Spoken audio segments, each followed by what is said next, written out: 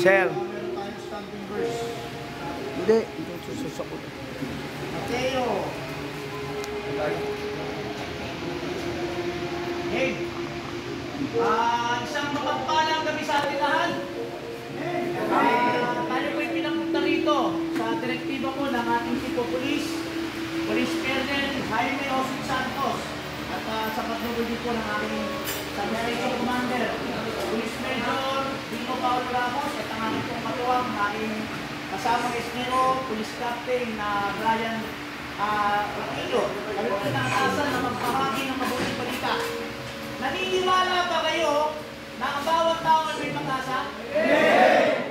Naniniwala ba kayo na bago ng December makakalabas kayo dito sa akin?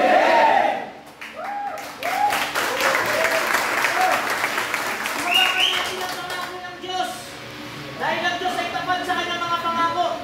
Ang sabi niya sa Mateo 21:26, sabi rito kapatid, ang anumang hingin ninyo sa pamamagitan ng panalangin ay matatanggap ninyo at kung mananalig kayo. Amen po ba? Amen! Sabi niya rin sa Mateo 19:26, what is impossible for men is possible for God.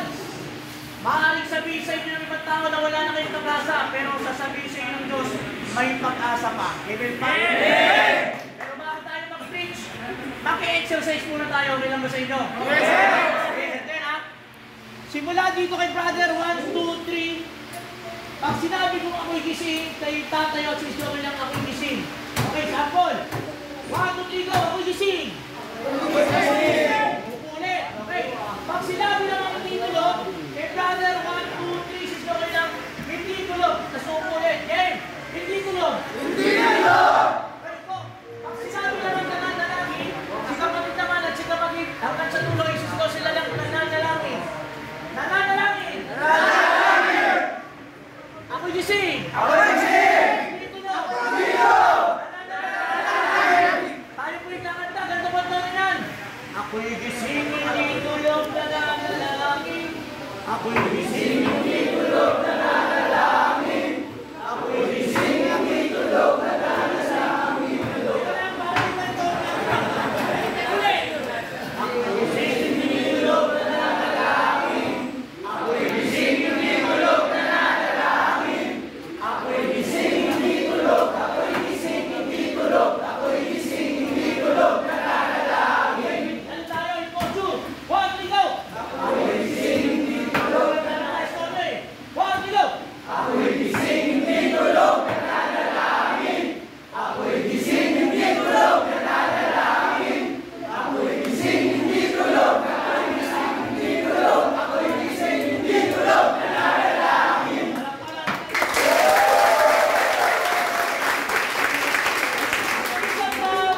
Sa isang museo, may dalawang magkaibigan na namamasyal. Nakalas Pikas ng dalawa na to eh. Sa tamang namamasyal sila doon sa isang napakalaking museo, may nakita sila isang napakalaking drawing. Na kung saan doon sa drawing, naglalaban ng chess ang isang demonyo at ng isang tao. Kaya lang, may nakalagay doon sa ibabaw, checkmate. Alam nyo bakit?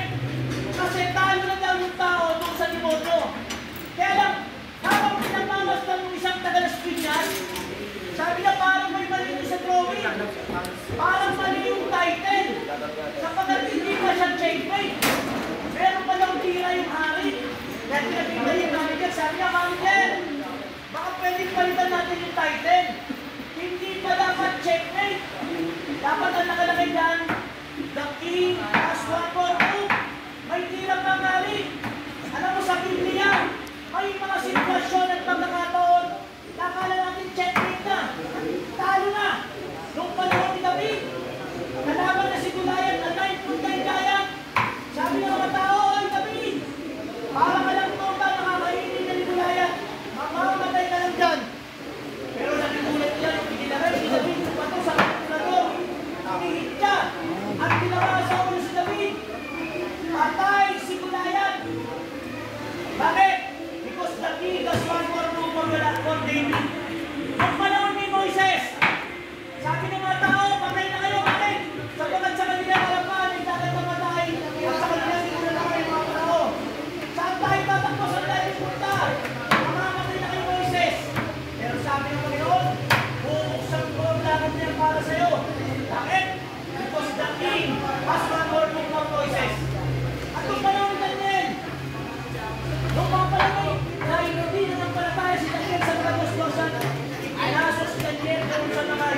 Tirahan ng ngayon.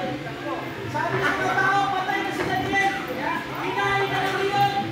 Pero after Monday, lumabas po si Daniel, buhay na buhay. Okay? Because the king has one more book for Daniel. At may magandang isang kwento, pinakamagandang kwento. Minsan na isang pangalan, Cristo Jesus. Pinatay, pinayubay sa krus. Namatay, inilibing. Sabi ng mga tao, patay na yung Diyos nyo, wala na kayong pag-asa. Pero laking gulat nila, dahil after 3 days, nabuhay na mapuli ang Diyos nito. Bakit? Because the king has one more move in our life. Ito kayo yung magandang paalala sa atin mga kapatid. Sasabihin sa inyong tao, hoy! Wala na! Wala ka ng pag-asa!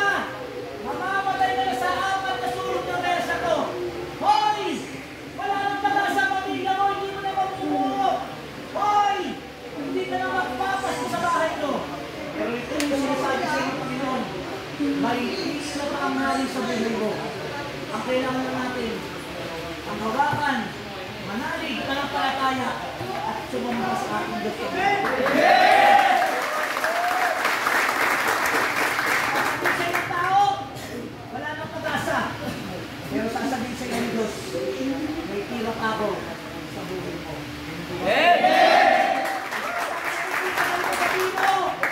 May tirap pa ang Diyos sa buhay mo. Basta wag na lang tira.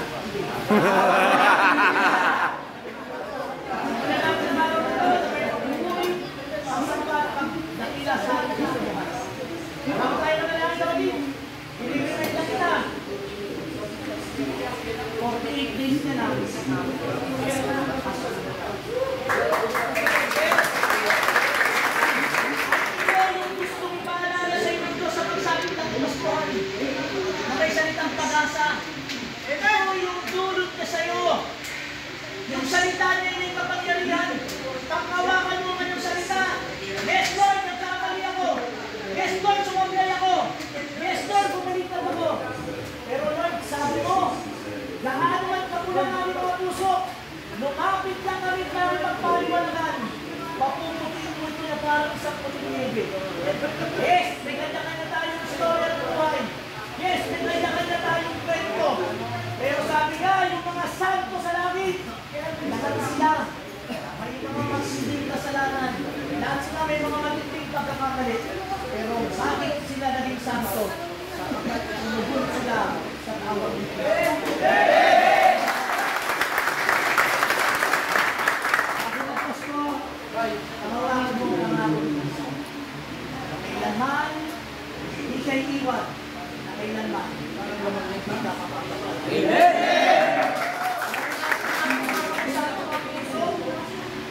Isipin natin yung mahal natin sa buhay. Iisin natin ang tawad kung tayo nagkulang sa kanila. May nasabi tayo nagawa at inisip. Patayaan mo sa oras na to. Maranasan at maramdaman nila. Namuli kang nagmahal. Namuli kang umasa. Namuli kang nanampalatayan na darating ng time. Mayayakap ko sila ng harap-harapan doon sa labas na malaya kakapili mo natin. In the name of the Father, of the Son, of the Holy Spirit, Amen. Abang dakila Diyos sa buhay, sa oras po na ito, humingi po kami ng tawad sa mga kasalanan namin nagawa. Lihim man o halag, sa amin na sa amin nagawa, at inisip, Lord, sa oras na ito, kung may nagawa kami pagkakamali sa aming asawa, sa aming anak, sa aming magulang, ito yung sinasamo namin, ito hinihingi namin sa inang tawad. At sa araw po na ito at oras ito, reclaim victory upon victory and victory upon healing. At sa araw po na ito, hinatanggap kita Panginoong Kristo bilang tunay na Diyos na nakapagligtas ko. Sinusumo mo na po lahat ng ito na may pagpupulit na salamat sa matamis na pangalan ni Jesus sa Panginoon. Lahat tayo magsama. Amen! Amen! Bumibili po para sa direktiba po ng aming Police Colonel Jairo Santos, sa pagtuloy po ng aking substation commander, Police Major Dino Paulo Ramos, at ang aking Police Bureau, Police Captain Brian Aquino. Patuloy po kami nagsasabi na papaalala, panghawakan natin lang kaya pangako ng Diyos. God bless natin. Pastor, okay ako. Kumain ka na muna.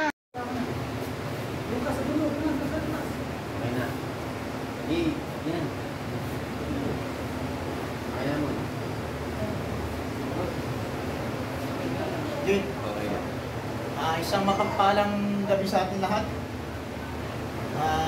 Parang nalulungkot kayo masyado. Di bang pakitapit mo yung katabi mo para sabi mo, May pag-asa malaya ka rin May pag-asa ka pag-asa pa. Malabas din tayo mga kakosa. Ito yung magandang pangako sa atin ng Panginoon. Sabi ng Panginoon sa Mateo 21:26, mangyayari ang inyong sinabi at anumang hingin ninyo sa panalangin ay ay tatanggapin ninyo kung mananalig kayo. Sabi kapatid din sa Mateo 19:26, ang imposible daw sa tao ay posible sa Diyos. Kaya naniniwala tayo na everything is possible. Kaya 48 days na lang, Christmas na.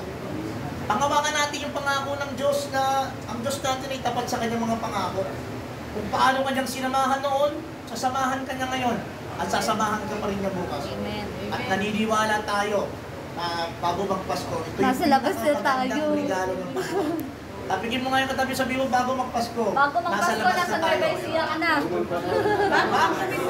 Sir, Sapagkat ang Diyos natin ay mabait. bago magpasko, Ang Diyos magkikita natin tayo ay Diyos ngayon. ng pag-ibig.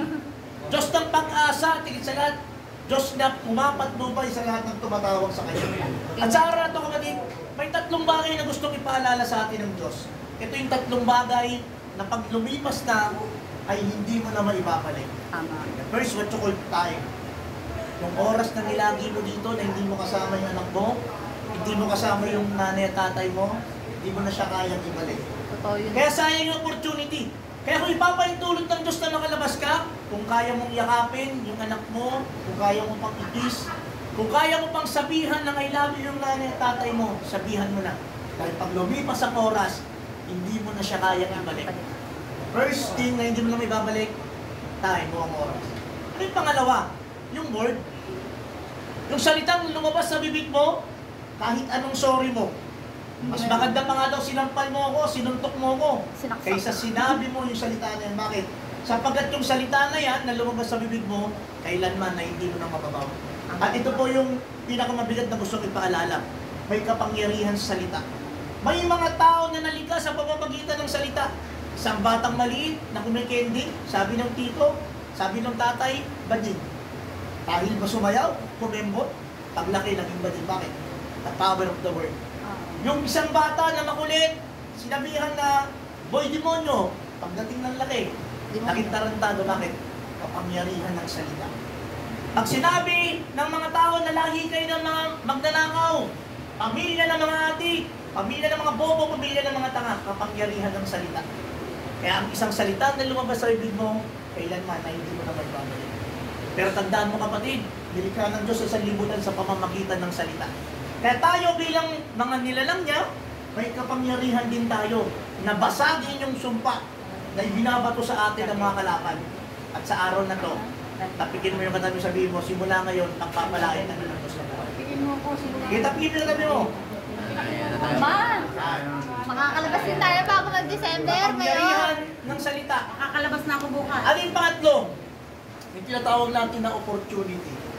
Kapatid, maaaring nasa loob ka ngayon, pero may opportunity pang ibibigay sa iyo ang Panginoon.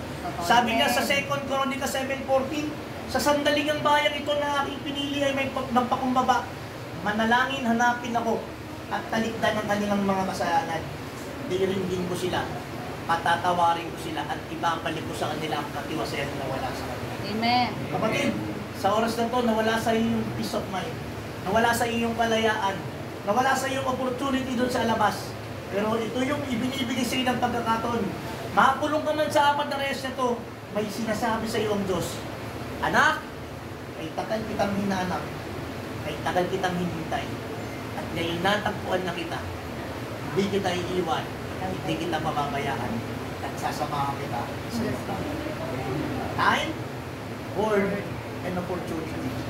Nawa, sa gabing ito, pangawakan natin ang kanyang pangako na siya yung Diyos na tapat noon, ngayon at magpakailanman.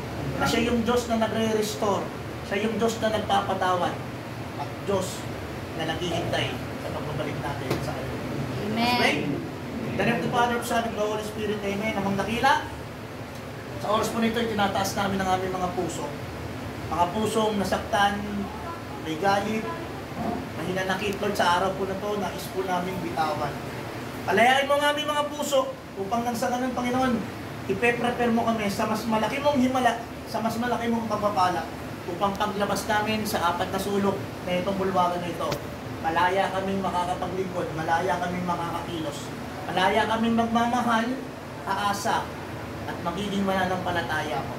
Sinusuko na po namin ang lahat ng ito na may pagpupuli po salamat. Sa katamis sa pangalan ni Jesus, lahat tayo magsabi ng Amen! Pangalan ng Ama, ng